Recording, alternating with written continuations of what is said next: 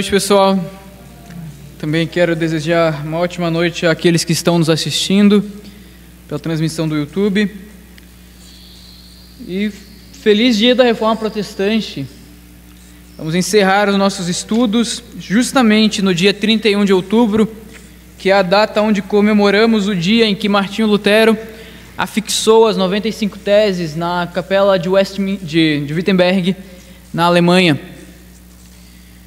Para isso, então, nós vamos tratar de um tema que foi central na Reforma Protestante, a saber, o soli Deo Gloria, ou somente a Deus a glória. Para isso eu peço que vocês abram a Bíblia de vocês no Salmo de número 115, que será o texto base para a nossa exposição de hoje. Salmo 115. Nós estaremos lendo, eu peço que todos se atentem para a leitura da palavra de Deus. Diz assim o Salmo: Não a nós, Senhor, não a nós, mas ao teu nome dá glória, por amor da tua misericórdia e da tua fidelidade. Porque diriam as nações: onde está o Deus deles? No céu está o nosso Deus, e tudo faz como lhe agrada. Prata e ouro são os ídolos deles, obra das mãos de homens. Tem boca e não falam, tem olhos e não veem, tem ouvidos e não ouvem, tem nariz e não cheiram, suas mãos não apalpam, seus pés não andam, e som nenhum lhes sai da garganta. Tornem-se semelhantes a eles os que os fazem e quantos neles confiam. Israel confia no Senhor, Ele é o seu amparo e o seu escudo. A casa de Arão confia no Senhor, Ele é o seu amparo e o seu escudo. Confiam no Senhor os que temem o Senhor, Ele é o seu amparo e o seu escudo. De nós se tem lembrado o Senhor, Ele nos abençoará. Abençoará a casa de Israel, abençoará a casa de Arão. Ele abençoa os que temem o Senhor, tanto pequenos como grandes. O Senhor vos aumente bênçãos mais e mais, sobre vós e sobre vossos filhos. Sede benditos do Senhor, que fez os céus e a terra. Os céus são os céus do Senhor, mas a terra deu a ele e aos filhos dos homens. Os mortos não louvam o Senhor, nem os que descem a região do silêncio. Nós, porém, bendiremos o Senhor, desde agora e para sempre. Aleluia. Vamos fazer mais uma oração? Bendito Deus, majestoso, glorioso, santo e eterno Deus, nós nos colocamos diante da Tua palavra, humilhados, Senhor, humilhados por nossa pequenez, humilhados, Senhor Deus, pelo nosso pecado, humilhado pelas nossas indignidades, Senhor, pela nossa própria miséria. E clamamos ao Senhor neste momento que o Senhor tenha misericórdia, que a Tua palavra que agora fora lida venha a fazer grande diferença em nossos corações. Fala conosco, ó Pai. Ser glorificado através da Tua santa e bendita palavra. Que o Senhor, Teu Santo Espírito, venha a destrancar os nossos ouvidos que são naturalmente surdos, desvendar os nossos olhos que são naturalmente cegos, quebrantar os nossos corações que são naturalmente insensíveis para Ti, a fim de que nós não apenas possamos ouvir a Tua palavra, mas compreendê-la, e então que ela mude nossas vidas. Fala conosco, ó Deus, tem misericórdia, usa de graça, para a Tua honra, para a honra do Teu santo e glorioso nome. Não a nós, Senhor, não a nós, mas ao Teu nome da glória, em nome de Jesus, amém. Esse texto é um salmo que ele era uma canção entoada pelo povo de Israel, normalmente na época da Páscoa. Então o povo se reunia, eles faziam peregrinações a Jerusalém, e durante as festas da Páscoa, eles entoavam essa canção. E assim como todos os textos, todas as perícopes da Escritura, essas daqui também têm uma grande ideia, têm uma mensagem central. E que se eu fosse expressá-la em uma frase ou em uma mensagem, seria a seguinte: o Senhor é o único digno de glória, por isso seu povo nele confia, desfruta de suas bênçãos e vive para bendizê-lo. O Senhor é o único digno de glória, por isso o seu povo nele confia, desfruta de suas bênçãos e vive para bendizê-lo. Essa é a grande mensagem, esse é o âmago dessa passagem. O tema que nós iremos tratar foi um tema muitíssimo discutido, e eu diria que até de certa forma muito enfatizado em cada escrito que nós temos dos reformadores, que é o soli Deo Gloria, ou somente a Deus a glória. Na época da Reforma, vocês sabem, quem imperava era a Igreja Católica Apostólica Romana, e não apenas no contexto religioso ou eclesiástico, mas também eram as grandes autoridades no que dizia respeito ao próprio Império Romano. Um rei, para ele aprovar uma lei, tinha que passar pelo Papa e etc. A grande verdade, entre aspas e muitas aspas, que era promulgada pela Igreja, era que a autoridade final estava sob o domínio da Igreja. Estando sob o domínio da Igreja, estava sob o domínio do seu representante na terra, a saber, o Papa. Portanto, tudo o que dizia respeito às Escrituras, tudo o que dizia respeito ao porquê e como devemos fazer as coisas, deveria passar, não apenas passar, mas ter o centro na Igreja Católica e na figura do Papa. A Reforma Protestante, então, vem e interfere nessa ordem. A Reforma Protestante vem com sua mensagem, dizendo que a salvação não está na Igreja, não é pela fé implícita na Igreja, sem o conhecimento de Cristo que você é salvo, não é pelas muitas indulgências que você comprou, mas pela fé em Cristo, e por Cristo somente, não por algo que possamos fazer, mas somente pela graça. A autoridade final não estava no cetro da Igreja, mas estava no cetro do próprio Cristo, a saber, a palavra de Deus. Então é ela que deve ditar os nossos costumes, o nosso modo de viver. Portanto, o centro da nossa vida como igreja, o centro do nosso culto, o centro da autoridade, o centro da nossa existência, não é a glória do Papa, não é a glória da igreja e dos seus grandes templos, mas deve ser a glória de Deus. Essa glória que o próprio Senhor diz na Escritura, que não divide com ninguém, nem com apóstolos, nem com profetas, nem com santos. Somente a Ele é dada toda a glória nos céus e na terra. Essa foi a verdade que a Reforma trouxe de volta. Nos nossos dias, isso pode parecer até um pouco antiquado, ou parecer um pouco desatualizado, porque nós não vivemos sobre o domínio da Igreja Católica mais. Nós temos acesso às Escrituras. Na verdade, a Bíblia é o livro mais vendido. Ou seja, qualquer pessoa no mundo inteiro, ou pelo menos na maioria dos países, pode ter acesso à Escritura. A Igreja Católica não estipula leis para os estados, eles são soberanos agora. Então parece não fazer mais sentido fazer ressoar de novo essa mensagem, porque não há o que combater.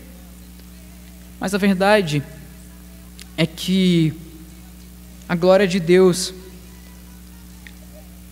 na Idade Média, afrontada pela autoridade que a Igreja Católica dava a si mesma, nunca deixou de ser atacada.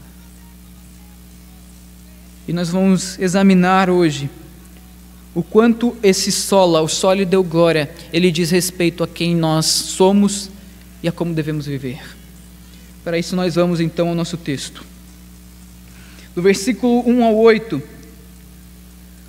o salmista vai nos dizer duas verdades. ele vai nos apresentar duas verdades que por si só são contraditórias, ou que em si mesmas elas formam uma antítese, a saber, o Deus digno de glória, e do outro lado, fazendo oposição a esse Deus que é digno de glória, ele vai nos mostrar a incipiência dos ídolos. Ele começa o salmo dizendo assim: não a nós, Senhor, não a nós, mas ao teu nome da glória, por amor da tua fidelidade e da tua misericórdia, ou da tua misericórdia e da tua fidelidade. Aqui ele não apenas está mostrando, ou está expressando uma palavra de adoração ao Senhor, mas ele mesmo está descrevendo e mostrando atributos desse Deus que deve ser glorificado. Ele diz que esse Deus é misericordioso e ele é fiel. Essas palavras no original, elas têm a carga semântica relacionadas à benignidade do Senhor, ou seja, a sua bondade, e não apenas uma bondade geral ou genérica, no sentido de que ele sustenta a criação, ele permite que o oxigênio circule e nos faça respirar, não apenas isso, mas uma benignidade, uma bondade pessoal. O salmista está nos apresentando um Deus que sim, é digno de glória, que está exaltado no meio do seu povo, mas que ao mesmo tempo é um Deus presente com o seu povo, é um Deus que se relaciona com o seu povo. E qual é a medida desse relacionamento? A certeza e a imutabilidade das condições desse relacionamento? A sua fidelidade. A fidelidade do Senhor aqui não é expressamente aos homens. Nós não estamos garantidos que esse Deus continuará a ser benéfico, benigno para conosco, apenas porque Ele é fiel a nós, mas porque Ele é fiel à sua verdade. Tanto que algumas traduções até trazem a palavra verdade no lugar de fidelidade. Ela diz, por amor da sua misericórdia e da sua verdade. O Senhor, Ele tem um compromisso, uma fidelidade intrínseca com a própria verdade. O ser de Deus é fiel à verdade. E a verdade que nós podemos conhecer apenas nele mesmo. O que o salmista está nos dizendo é que esse Deus deve receber glória de todos os seres viventes. Que a glória não deve ser dada a homens, mas a esse Deus que é bom, e bom de forma pessoal, e que garante que continuará sendo bom, por causa da sua verdade intrínseca, por causa da sua fidelidade àquilo que é real e aquilo que é verdadeiro em si. Não é uma verdade, aliás, não é uma benignidade, uma bondade teórica, uma bondade, uma benignidade que está sendo posta em xeque em alguns momentos na história, mas é uma verdade fiel, aliás, é uma benignidade, é uma bondade fiel à própria essência de Deus. O salmista está dizendo que é esse amor, a benignidade de Deus, essa benignidade que não muda porque está atrelada à sua verdade imutável, que torna Deus um ser digno de glória.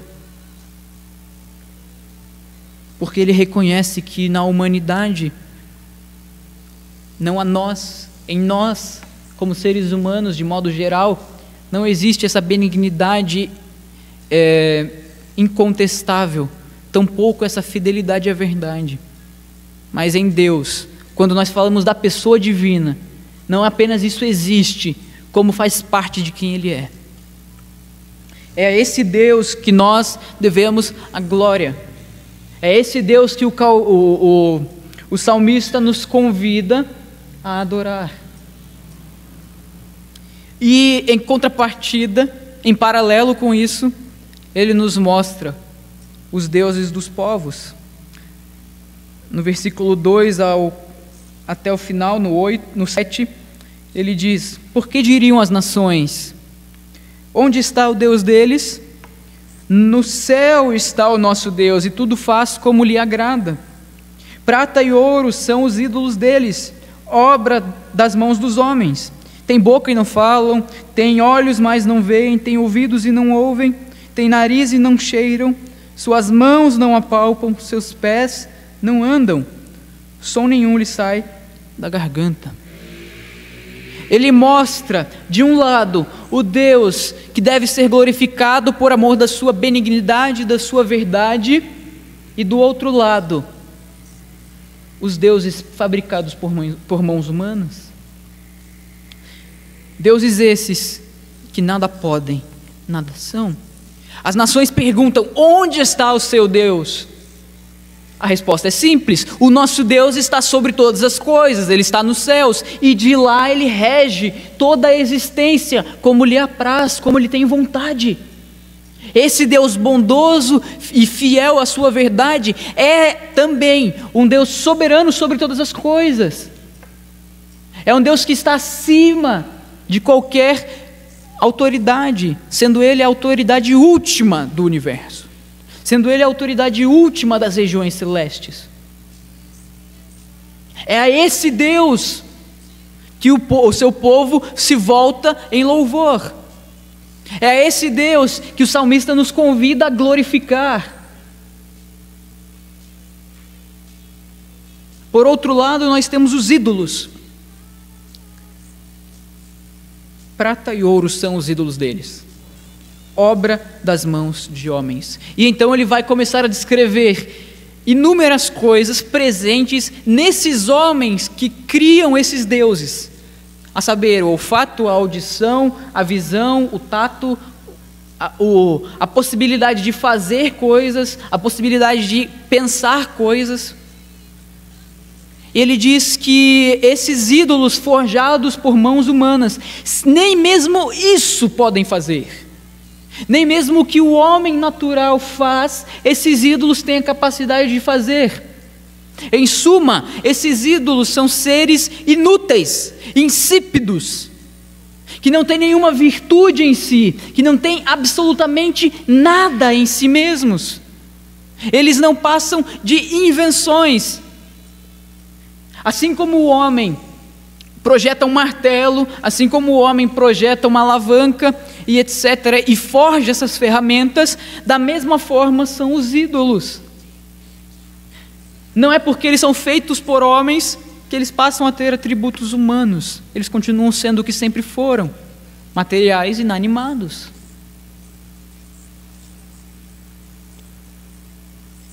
Os ídolos assim nada fazem, sendo inanimados, insípidos e, como o texto coloca, eles são semelhantes a mortos. Mortos.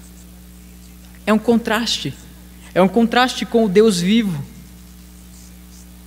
Olhem que no versículo 2 ele diz: por que diriam as nações, onde está o nosso Deus?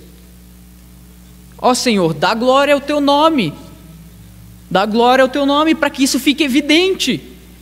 O nosso Deus está nos céus, governando todas as coisas. Diante desse Deus, os ídolos das outras nações que acham que somos tolos por amarmos ao Senhor, o que são eles? Eles são até mesmo inferiores àqueles que fabricam eles. São como mortos. Um morto não sente, um morto não vê, um morto não escuta e muito menos fala. Se você agredir um morto, ele não vai revidar. Se você ferir um morto, dependendo do estado de putrefação que ele está, nem sangrar mais ele vai. O sangue já secou, já coagulou dentro dele. Não há vida, não há nada. É o total oposto do Deus genuíno. E isso se dá pelo fato deles serem forjados por mãos humanas. Ora, a vida não provém do ser humano em si. A vida provém do Senhor. João 1, versículo 1 diz: no princípio era o Verbo, e o Verbo estava com Deus, e o Verbo era Deus. Tudo o que foi feito por Ele, por intermédio dEle, e sem Ele nada do que foi feito se fez. Ele é a origem de tudo, Ele é a origem de toda a vida, Portanto, tudo o que é feito à parte do Senhor só pode resultar em morte. Porque não tem como origem a fonte de vida. Não tem como origem sequer os atributos dessa fonte de vida, que é o próprio Senhor. E o que o salmista coloca no versículo 8 é talvez a expressão mais chocante que nós temos aqui nesse salmo. Após ele dizer e expressar a inutilidade, a futilidade, a insipidez de cada um dos ídolos, ele diz: tornem-se. É um desejo. Não apenas um desejo, é quase uma predição. Ele está dizendo de algo que, sem sombra de dúvidas, acontece. Tornem-se semelhantes a eles. Aliás, a eles, os que os fazem e quantos neles confiam.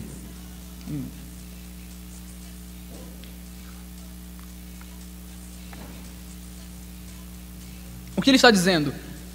Ele está dizendo que aqueles que produzem ídolos, eles se tornam seres parecidos, semelhantes com o que ele acabara de descrever.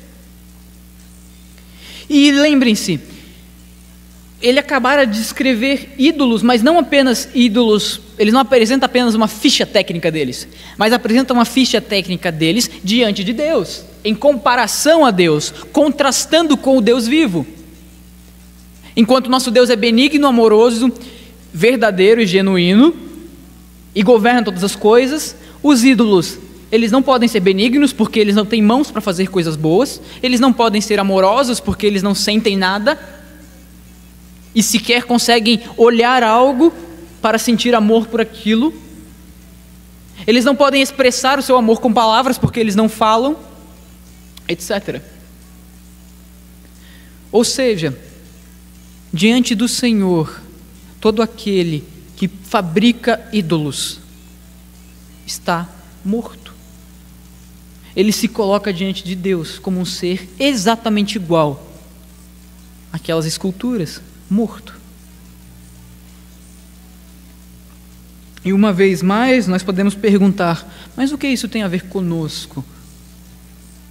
Nós estamos comemorando hoje o dia da Reforma Protestante, o dia em que nós nos lembramos daquele momento histórico onde nós fomos libertos das amarras do romanismo. Nós não temos mais ídolos, nós não temos santos para venerar, nós não temos indulgências para comprar, nós não temos procissões para tocar no corpo de um adolescente que acabou de morrer e agora estão beatificando lá no Vaticano. Nós não fazemos mais isso. Mas a grande verdade que o salmista nos expressa é que se tornam tais como os ídolos aqueles que os fabricam com suas mãos ou mentes. Como essas pessoas se tornam? Como nós poderíamos nos tornar tais quais os ídolos, se nós não fabricamos com nossas mãos, fabricando com nossa mente? E aqui nós tocamos num ponto muito mais interior, interno e intrínseco na natureza humana do que apenas o ato de forjar um Santo Agostinho ou um Santo Anselmo por aí, que é a questão da idolatria do coração. O ser humano, ele é dotado de algo que nós chamamos na teologia de imago Dei, que é a imagem de Deus. E esse imago Dei, essa imagem de Deus, que dá ao homem aspectos semelhantes ao seu Senhor, em questão de caráter, em questão no início até mesmo de natureza, uma natureza santa, justa e reta, como outros atributos mais gerais, como o raciocínio, a razão, o dom criativo que o próprio Deus tem e compartilha isso com os homens. E essa imago Dei, ela cria no coração do homem uma semente de eternidade, como o próprio sábio em Eclesiastes diz: o homem no coração do homem foi posto uma semente da eternidade. O ser humano, ele é um ser que mesmo agora, que está corrompido pelo pecado, ele anseia pela eternidade. E ansiando pela eternidade, ele anseia por algo divino na eternidade. Algo que o transcenda, algo pelo qual ele possa viver. É uma necessidade. No início, o ser humano ele foi criado com um único propósito, que era adorar ao Senhor, lá no Jardim do Éden. Era adorar ao Senhor e viver para a glória dele naquele jardim. Quando o homem cai, isso é totalmente distorcido no coração do homem, mas ainda resta ali uma fagulha dessa necessidade do homem de adorar. Porque se o homem perde a necessidade de adorar, ele também perde a própria humanidade.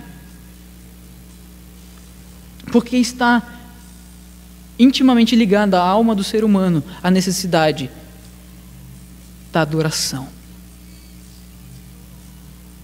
E pode então um protestante, herdeiro da reforma, presbiteriano, ser um idólatra?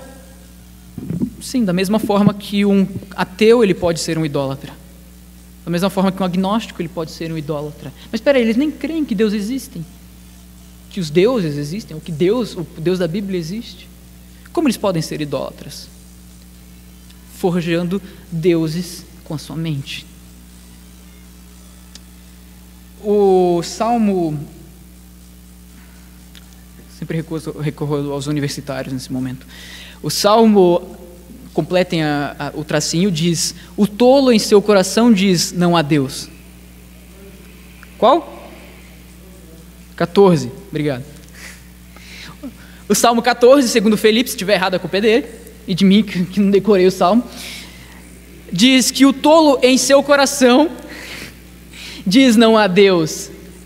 Não é da boca para fora, não é em palavras que ele diz que não existe um Deus, mas é no seu coração.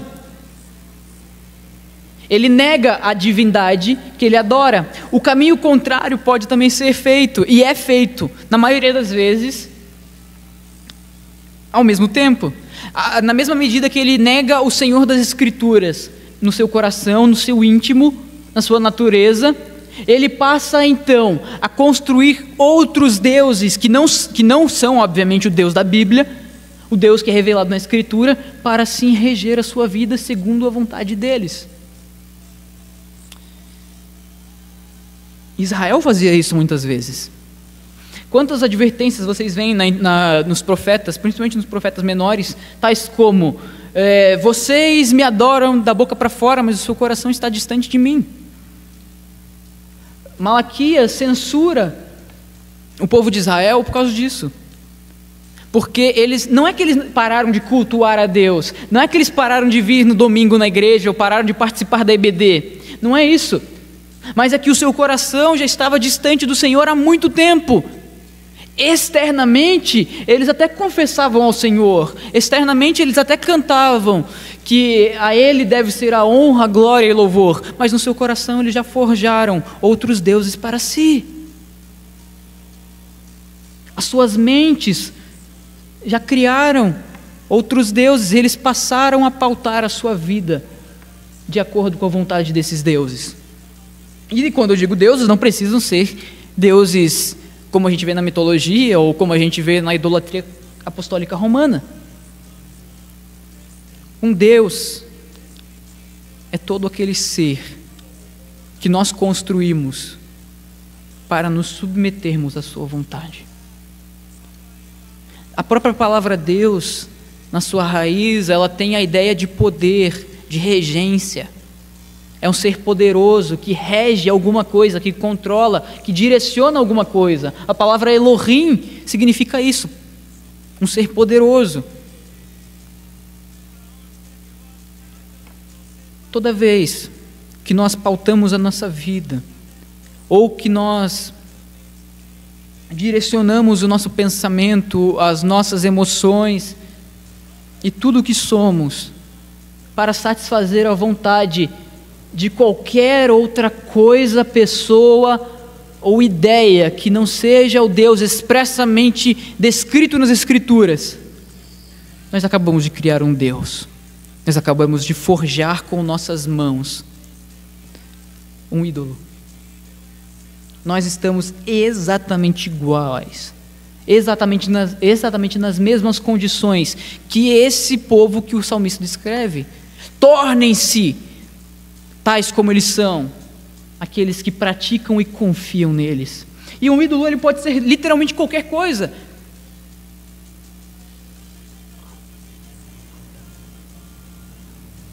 Literalmente qualquer coisa. Os outros estudos, nós vimos muitas coisas nas quais nós somos ruins. Só a Escritura, nós somos ruins em reconhecer a autoridade de Deus. Por isso nós precisamos da Escritura nos diga todos os dias quem é Deus. Nós somos ruins em seguir a vontade de Deus, em conhecer a vontade de Deus. Nós precisamos da Bíblia. Nós somos ruins porque nós queremos ser autossuficientes. Nós somos muito ruins em sermos dependentes de Deus. É por isso que nós precisamos de Cristo, solos Cristos. Ele é o nosso fundamento. Nós somos ruins em crer. A nossa fé encontra muitas barreiras. Então nós queremos adicionar à fé obras, lei, etc. Mas não, as Escrituras dizem, somente a fé é que salva. Nós somos ruins em reconhecermos um presente gracioso de Deus. Nós queremos colocar méritos neles. Mas no Sol lhe deu glória, nós somos apresentados no texto a uma coisa que nós somos muito talentosos. E agora eu vou dar uma de coach e vou dizer, você consegue. Parabéns, todos nós temos um potencial gigantesco que todos nós devemos no ciclo natural da nossa vida, executar, a saber, o potencial de criar ídolos. Nós somos experts. Nós somos peritos. Só o Felipe Otávio vai entender isso que eu vou dizer agora. A nossa jornada do perito é uma jornada do perito em criar ídolos. Essa é a nossa vida. E quando nós criamos um ídolo? Quando nós passamos a amar alguma coisa mais do que a Deus. Ou quando nós subjugamos a nossa conduta, o nosso modo de pensar, o nosso modo de sentir, a nossa própria vida, à autoridade de qualquer coisa que não é o Deus da Escritura. Isso pode ser o seu trabalho, isso pode ser a sua faculdade, isso pode ser o seu cônjuge, o seu namorado, a sua namorada, isso pode ser qualquer coisa. O que direciona a sua vontade, ou no que a sua mente gasta mais tempo em se preocupar? É com o dinheiro? É com o seu bem-estar? É com a tecnologia que está à sua volta? É com o seu currículo? É com o seu celular? É com o seu videogame? O que é? Ponderem um pouquinho as suas preocupações, no que vocês mais pensam, no que nós mais pensamos. E quando nós localizarmos essa coisa na qual nós mais pensamos, nós acabaremos de descobrir o nosso ídolo. É o foco da nossa mente. Nós apontamos o holofote da nossa existência para isso.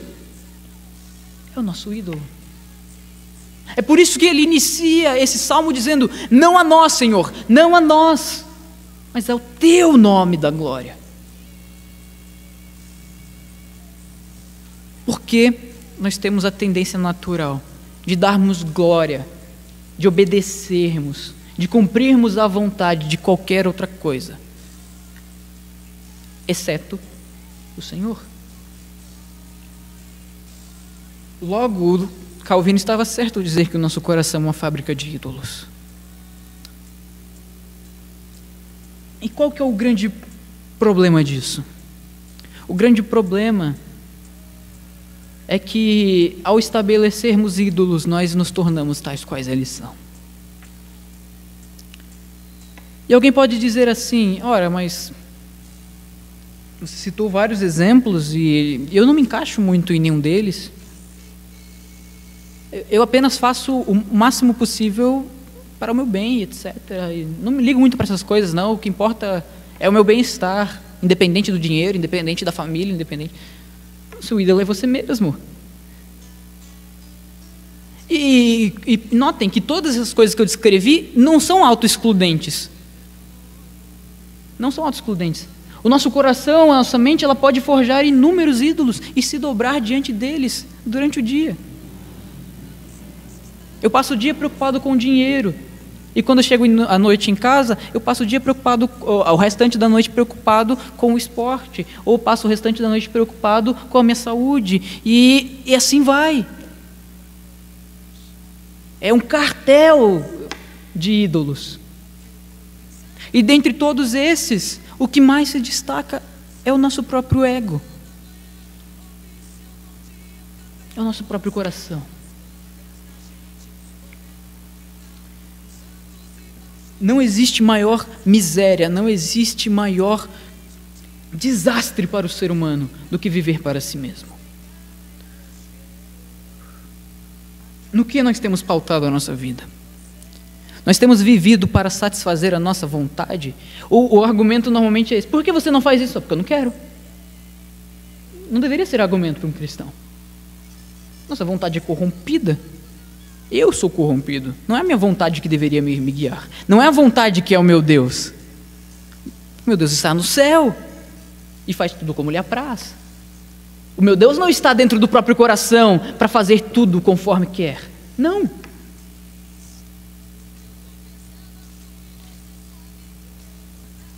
E quanto mais nós nos deitamos para repousar com os nossos ídolos, mais distantes do Senhor nós ficamos. Quanto mais cegos para a nossa própria vontade, por nossa própria vontade, nós passamos a ver o mundo segundo a ótica da nossa vontade, segundo a ótica do dinheiro, segundo a ótica dos ganhos, segundo a ótica da afeição das pessoas.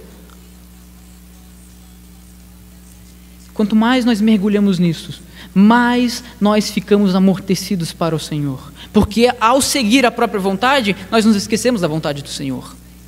Ao almejar as riquezas materiais, nós nos esquecemos das riquezas do céu.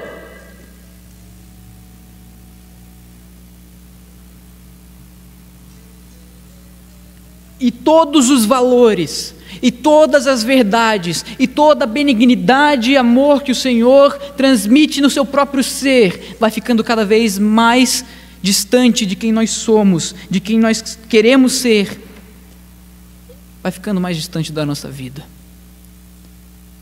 Então nós passamos a dirigir a nossa vida por aquilo que nós queremos, por aquilo que nós sonhamos, etc. O ídolo é aquilo que te domina. Eu tenho domínio próprio no sentido de que eu só faço o que eu quero. Você é seu próprio ídolo. O que domina a sua agenda? Quais são as suas prioridades? Qual é a minha prioridade? Aí está o seu ídolo. Nós somos domesticáveis demais. Nós somos domesticáveis demais. Porque qualquer coisa nos escraviza. Um celular pode nos escravizar. Uma série pode nos escravizar. Uma paixão do coração pode nos escravizar. E quando nós, por fim, nos rendemos aos nossos ídolos, nós estamos diante do Senhor, da mesma forma que os ídolos estão diante do Senhor, mortos, completamente mortos. Nós confiamos em nós mesmos, nós confiamos na nossa inteligência, na nossa própria força, no nosso dinheiro, na nossa família, acima de tudo. Nós amamos a isso acima de tudo, estamos mortos acima de tudo também.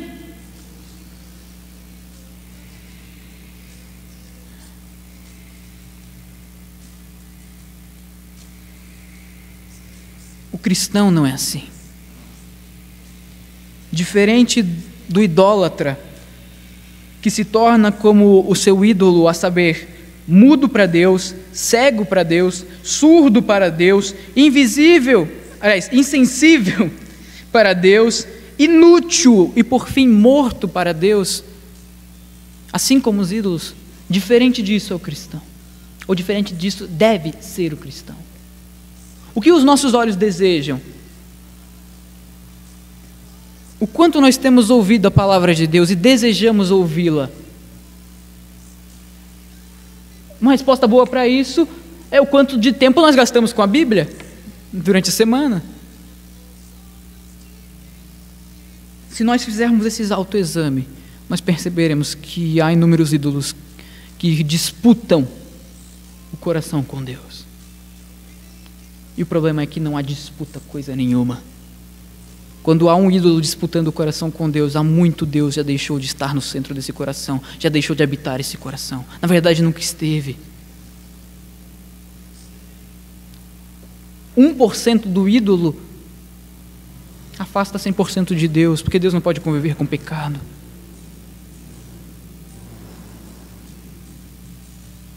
Deus não divide a sua glória. Deus não vai dizer, está tudo bem.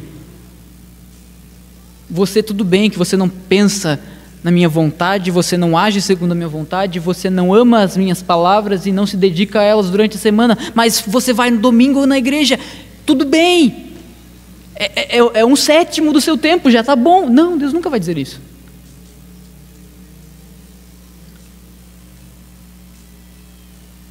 Tudo se trata de um aspecto de confiança.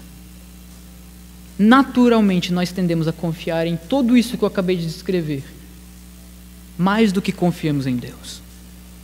É por isso que o salmista,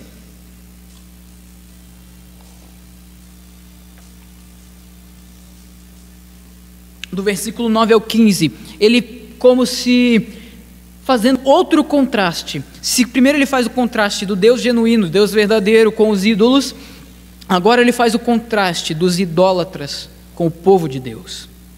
Os idólatras confiam, forjam e confiam mais e mais em seus ídolos. Mas o que ele diz no verso, a partir do 9 é: Israel confia no Senhor. Ele é o seu amparo e o seu escudo. A casa de Arão confia no Senhor. Ele é o seu amparo e o seu escudo. Confiam no Senhor os que temem o Senhor. Ele é o seu amparo e o seu escudo. A fundamentação do culto a Deus, da glória a Deus, está na confiança que colocamos nele. E confiar aqui não é apenas acreditar que Deus fará alguma coisa, mas é entregar no sentido de confiar algo a Ele, confiar a nossa própria vida a Ele, cada área, cada centímetro do nosso coração, confiado, é como se nós dessemos, nada mais me pertence, tudo está confiado ao Senhor. Israel, o povo de Deus, todos aqueles que temem ao Senhor, confiam no Senhor. Esse é o movimento do cristão. Essa é a atitude de todo crente em Cristo Jesus. É não pertencer mais a si mesmo, é não agir mais segundo a própria vontade, não segundo o curso desse mundo, mas segundo a vontade e a própria pessoa de Deus, e confiar, entregar tudo a Ele. Logo já o meu dinheiro já não é mais meu dinheiro, é o dinheiro do Senhor. Logo mais a minha profissão, a minha inteligência, os meus bens, a minha família já não são mais meus, são do Senhor.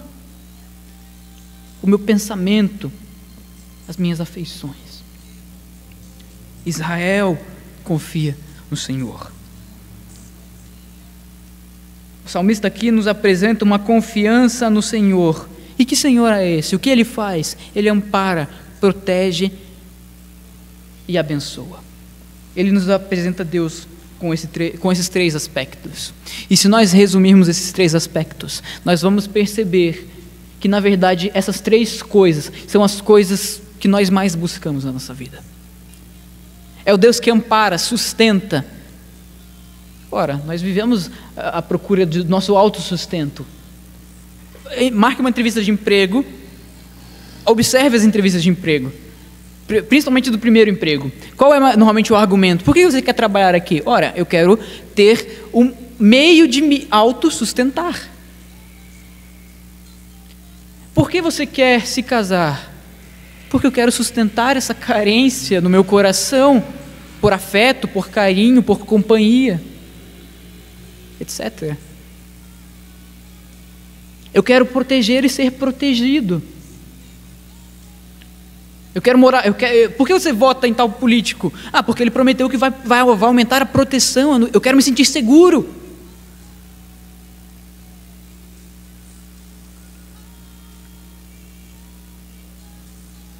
Está na nossa natureza buscar essas coisas. E buscar isso em si não é errado. Não é errado buscar um sustento, uma base, um sustentáculo, um amparo. Não é errado querer se sentir seguro. Também não é errado querer ser abençoado ou buscar bênçãos, coisas boas, favores, coisas agradáveis. O problema é que nós buscamos tudo isso confiando em nós mesmos ou neste mundo. Mas o movimento do cristão é confiar no Senhor para todas estas coisas. Porque o Senhor é o único capaz de nos sustentar de fato. É o Senhor que é o único capaz de nos fazer 100% seguros e seguros da própria morte. Quem está seguro da morte? Ninguém. Monte uma fortaleza, passe seus dias lá dentro. Se alimente, coma bem, faça exercícios, não tenha nenhuma doença. Viva 130 anos, mas você não está seguro da morte, porque você vai morrer.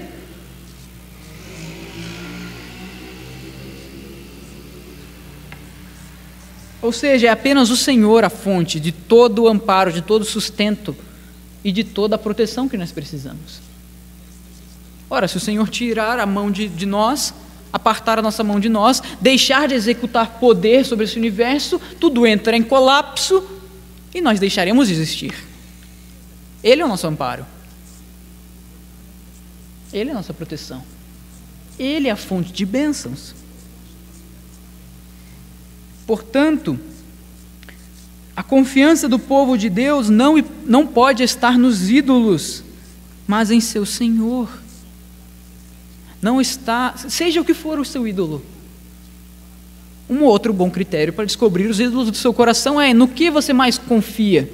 É na sua inteligência, na sua capacidade, é na sua força, na sua beleza, é nos seus meios, na sua tecnologia, etc.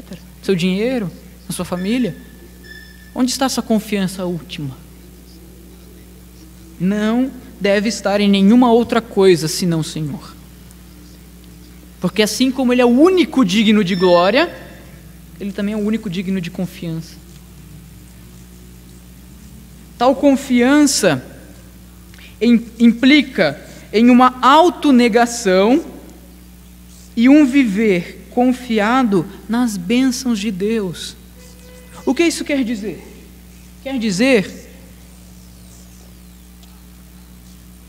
que eu já não espero dos homens, e quando eu digo homens, eu me coloco, eu coloco a mim mesmo nessa soma. Eu já não espero de mim mesmo, já não espero das pessoas que estão ao meu redor, já não espero desse sistema que impera no mundo o meu bem. Eu não espero deles, não está nele a minha fonte de bem, mas apenas no Senhor.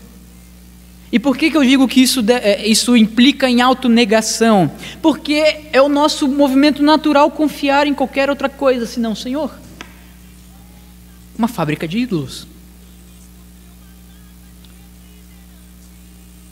Nós confiamos que os nossos pecados, eles são capazes de nos satisfazer.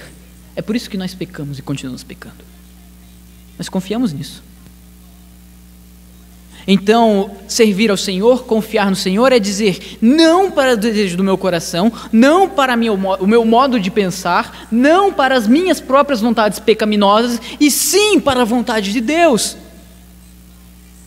Autonegação é ir contra a sua própria natureza pecaminosa. E o grande problema é que parte disso é pregado no nosso meio cristão. Em que sentido? Nós vemos essa mensagem sendo pregada, não vemos? Devemos confiar e buscar as bênçãos de Deus. É somente Deus que pode abençoar. Bênçãos, bênçãos, bênçãos. Ouvimos isso, certo? Mas o problema é a concepção e o entendimento de bênçãos. Calvino, no terceiro livro das Institutas, ele começa a tratar a respeito da vida cristã.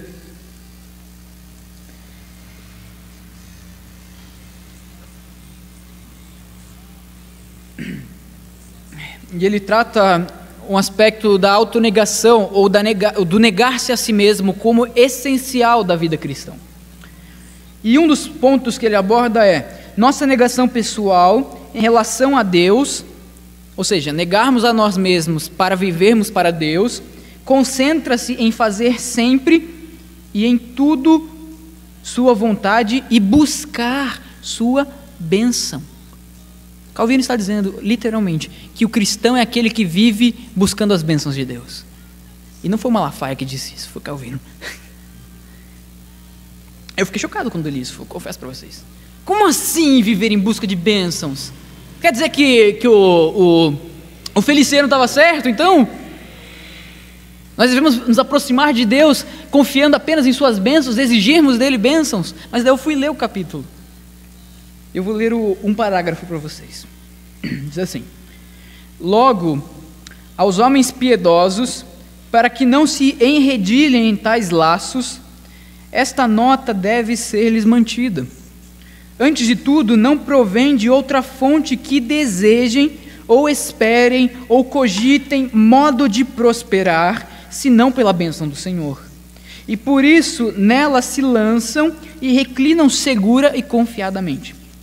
Ora, por muito que a carne pareça plenamente bastar a si própria, enquanto às honras e posses contende, ou pela própria diligência, ou pelo próprio esforço se empenha a alcançar, ou é ajudada pelo favor dos homens, no entanto, é certo que tudo isso nada é, nem haveremos de conseguir alguma coisa, seja por nosso talento, seja por nosso labor, a não ser até onde a um e outro desses dois, ou seja, nosso talento e nosso labor, o Senhor os fará prosperar. Mas, em contrapartida, somente a sua bênção acha caminho, mesmo por entre todos os empecilhos, para que nos conduza a um desfecho feliz e ditoso. Além disso, que possamos na mais ampla escala, a parte dela, da bênção de Deus, granjear para nós algo de glória e opulência, como vemos diariamente, como os grandes ímpios acumulam para si tanto honras quanto posses, quando, no entanto, na realidade, não saboreiam sequer a mínima partícula de felicidade daqueles sobre quem a maldição de Deus impede, sem conseguirmos nada sem ela, senão o que nos redunde ao mal. De fato, de modo algum se deve almejar o que faz os homens ainda mais miseráveis. O que Calvino está dizendo é que o cristão, aquele que confia no Senhor, aquele que vive para o Senhor, ele é um ser que confia a sua vida às bênçãos do Senhor. Só que não é como o mundo inteiro hoje em dia prega bênçãos. Porque o que nós ouvimos é, se nós ganhamos uma promoção, fomos abençoados. Se nós fomos demitidos, fomos amaldiçoados. Se nós estamos saudáveis, abençoados. Se nós estamos doentes, amaldiçoados. Provavelmente tem um pecado aí. Piorou ainda se a doença for psicológica, aí tem um demônio até. Se nós estamos ricos, abençoados. Se nós estamos pobres, amaldiçoados. O que Calvino está dizendo aqui é que a bênção do Senhor não funciona desse jeito. E aqueles que vivem buscando a bênção de Deus não se preocupam com essas coisas que os outros homens se preocupam. Porque, na verdade, muitas destas coisas que nós julgamos serem bênçãos são, na verdade, maldições. Quando Calvino ele termina essa frase dizendo que não se deve almejar nada o que torna o homem ainda mais miserável, ele está dizendo que muitas das coisas que nós julgamos serem boas estão tornando os homens ainda mais miseráveis, ainda mais idólatras. Um ímpio é avarento, Deus dá dinheiro a ele, e ele vai buscar ainda mais dinheiro. Isso não é uma bênção, isso é uma maldição. porque está tornando ele mais miserável. O ímpio é promíscuo. O Senhor vai dar a ele meios e recursos para angariar e conquistar o coração de muitas moças e rapazes, e assim ter muitos prazeres nesses relacionamentos. Isso não é bênção, é maldição, pois está tornando-o ainda mais miserável. Ele é mentiroso, e Deus então dá a ele ocasiões na qual ele mentir vai beneficiar ele financeiramente, ou até mesmo na questão da reputação, e ele sai muito bem da situação mesmo mentindo. Não foi uma bênção, foi uma maldição, porque o tornou ainda mais miserável. Viver confiados na bênção de Deus é viver confiados naquilo que nós falamos no começo, de que o Senhor, Ele domina, controla, exerce autoridade sobre todas as coisas, e sendo Ele benigno e muito verdadeiro, Ele nos guiará a um final feliz e muito prazeroso, que é a vida eterna. Então, quando nós entendemos isso e passamos a confiar nas bênçãos do Senhor, nós paramos de querer a todo custo ganhar dinheiro, e não ficamos abalados quando falta, e não perdemos a esperança quando a saúde vai embora, ou quando os cabelos brancos começam a aparecer, porque não está na aparência, não está no dinheiro, não está nos afetos, não está na minha própria vontade, a evidência da bênção de Deus, mas sim na vontade do Senhor. Então, quando o Senhor acomete sobre mim uma doença, eu ainda consigo glorificá-lo com a minha doença, porque Ele está usando essa doença para me levar a um fim glorioso com Cristo Jesus. Quando Ele me tira o dinheiro, eu ainda posso glorificar a Ele na minha pobreza e miséria, porque é nesse momento que eu não perco a esperança, e a minha fé aumenta. É quando o deserto vem, é que nós somos aperfeiçoados pelo Senhor. E quando nós passamos a confiar nas bênçãos do Senhor, nesse Deus aqui do salmista, que abençoa, protege e ampara, nós entendemos que mesmo o deserto é uma bênção de Deus. E os nossos olhos então são direcionados para o Senhor, para as mãos do Senhor, para a pessoa de Deus. Esse Deus abençoa, não como o mundo diz que devemos ser abençoados, exija de Deus, decrete de Deus a sua bênção. Não. Quem confia no Senhor entende que quer sejamos ricos, quer sejamos pobres, quer sejamos saudáveis ou doentes, Deus está nos abençoando em tudo isso, porque Ele está nos amoldando à imagem de Cristo e nos levando a salvo, amparados, protegidos até o dia da glorificação final. E qual é a resposta do povo de Deus mediante a tudo isso? Versículo 16 ao 18. O Senhor vos aumente bênçãos, mais e mais, sobre vós e vossos filhos. Sede benditos do Senhor que fez os céus e a terra. Os céus são os céus do Senhor, mas a terra deu a eles, aos filhos dos homens. Os mortos não louvam o Senhor, nem os que descem à região do silêncio. Nós, porém, bendiremos ao Senhor, desde agora e para sempre. Aleluia! A resposta do cristão, a resposta daquele que confia no Senhor por temê-lo, é uma vida de louvor ao Deus que nos abençoa, uma vida de louvor ao Senhor. O texto diz que os céus são céus de Deus e a terra Ele concedeu aos homens, ou Ele deu aos filhos dos homens. Isso significa dizer que o Senhor, Ele nos tornou mordomos da sua criação. E quando eu digo criação, eu não estou apenas falando sobre os bens materiais da terra.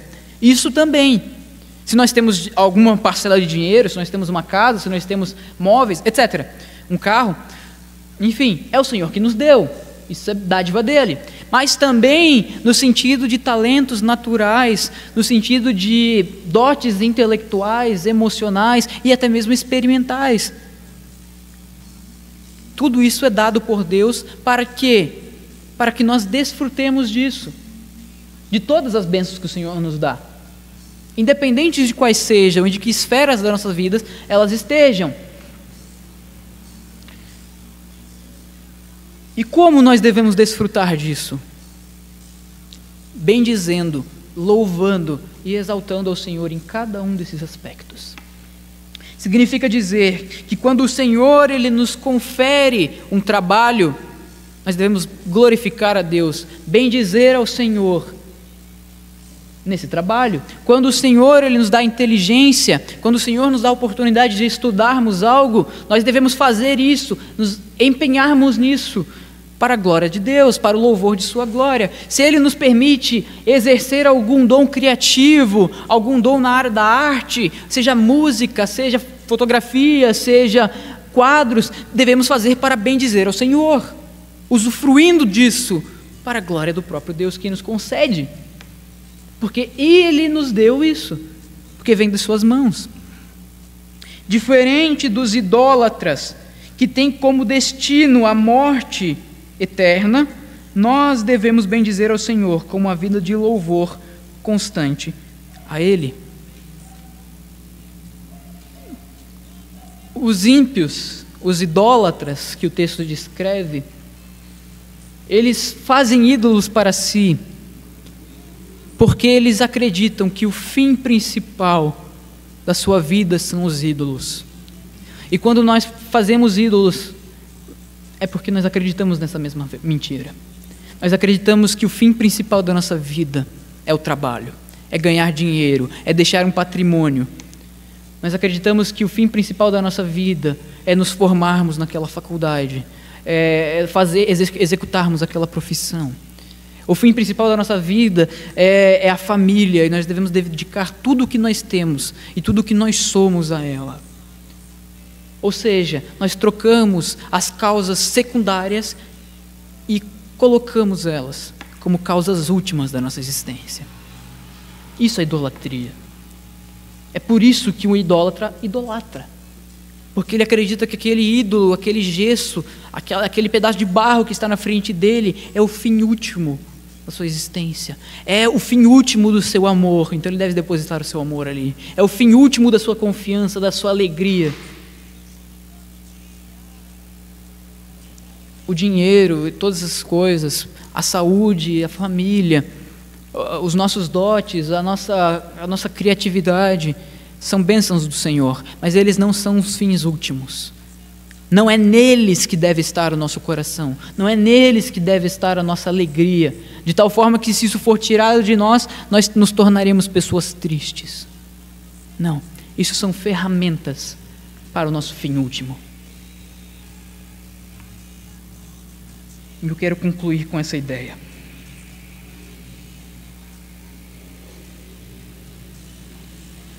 Só lhe deu glória, somente a Deus a glória, como o fim último da nossa existência. Deus não te deu a tecnologia, Deus não te deu a sua família, Deus não te deu o seu dinheiro, o seu emprego, a sua faculdade, os seus amigos, o seu cônjuge, para ser este o fim último da sua existência, para ser esse o depósito final do seu amor, da sua dedicação, da sua alegria. Não. Deus também não te deu o sofrimento, não te deu a doença, não te deu o desemprego, não te deu a escassez, para ser esse o fim último da sua tristeza, do seu desgosto, da sua desilusão, da sua falta de esperança. Não. Aquele que confia no Senhor, o seu povo, ele entende que quer dificuldades, quer bonanças, todos eles são instrumentos, os quais nós devemos usar para o fim último da nossa existência, que é a glória de Deus. Só lhe deu glória não significa apenas não adorar Maria. Só lhe deu glória não significa apenas abandonar Roma. Só lhe deu glória significa glorificar a Deus com o seu câncer, com a sua depressão, com a sua tristeza, com a sua gripe, com o seu Covid, com seu dinheiro, com a sua alegria, com seu celular, com a sua faculdade, com seu videogame, com tudo que você é e tudo que você tem. O fim último da existência é glorificar a Deus e se alegrar nele para sempre.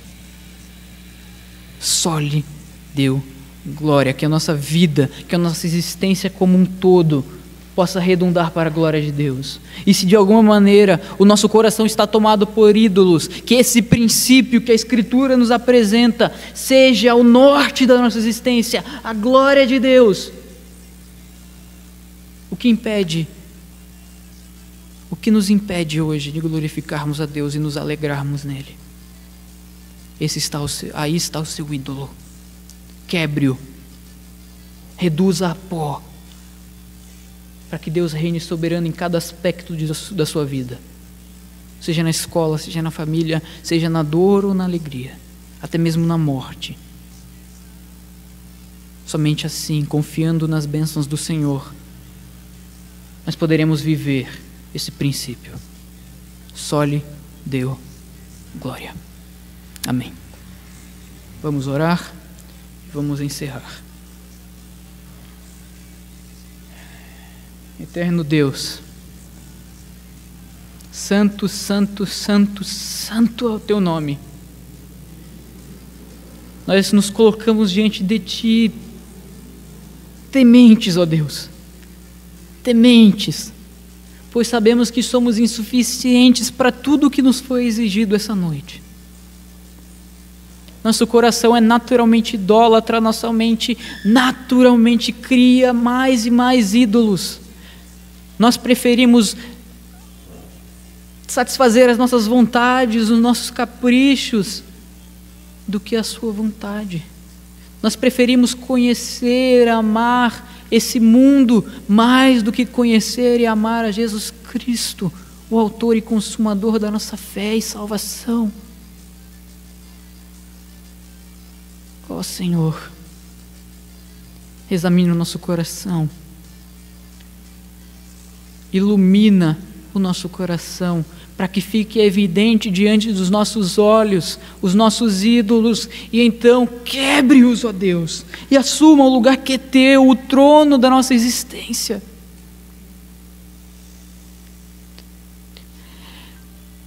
A nossa vida nada é, ó Deus, nada é.